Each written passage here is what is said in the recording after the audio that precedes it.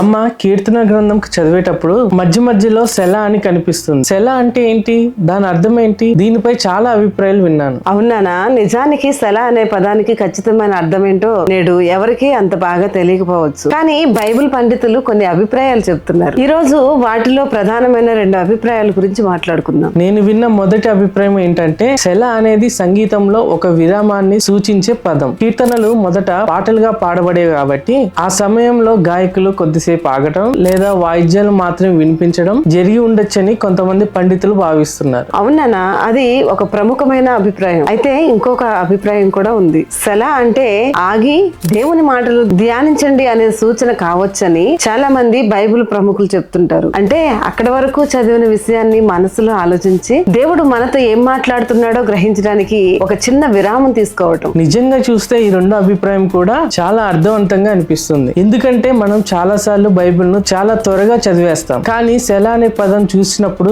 ఒక క్షణం ఆగి ఆ వాక్యాన్ని చదివితే దేవుని సందేశం మరింత లోతుగా అర్థమవుతుంది. అవునానా? అందుకే చాలా మంది విశ్వాసులు సెల కనిపించినప్పుడు కొద్దిసేపు మౌనంగా ఉండి చదివిన వ్యాఖ్యానాన్ని ధ్యానిస్తారు. ఇది కూడా బైబిల్లో ప్రముఖులు చెప్పిన ఒక అభిప్రాయం. అంటే సెల గురించి మనం ఒక విషయాన్ని గుర్తుంచుకోవాలి కదమ్మా. అదేమిటంటే దీని ఖచ్చితమైన అర్థం ఎవరికి తెలియదు. అయితే పండితులు చెప్పిన ఈ 2 అభిప్రాయాలు ఎక్కువగా అంగీకరించబడినవి. అవునానా? కానీ మనం ఏ ఒక్క అభిప్రాయాన్ని ఇదే ఖచ్చితమైన అర్థం అని చెప్పలేము. కానీ ఈ యొక్క అభిప్రాయాల ద్వారా కీర్తన చదివేటప్పుడు దేవుని వాక్యాన్ని మరింత గౌరవంతో ధ్యానిస్తూ చదవాలని నేర్చుకోవచ్చు. మీకు ఏ అభిప్రాయం ఎక్కువగా అర్థవంతంగా కనిపించింది? సంగీత విరామమా లేక ధ్యానం చేయడానికి ఒక సూచన? మీ అభిప్రాయాన్ని కామెంట్ రూపంలో తెలియచేయండి.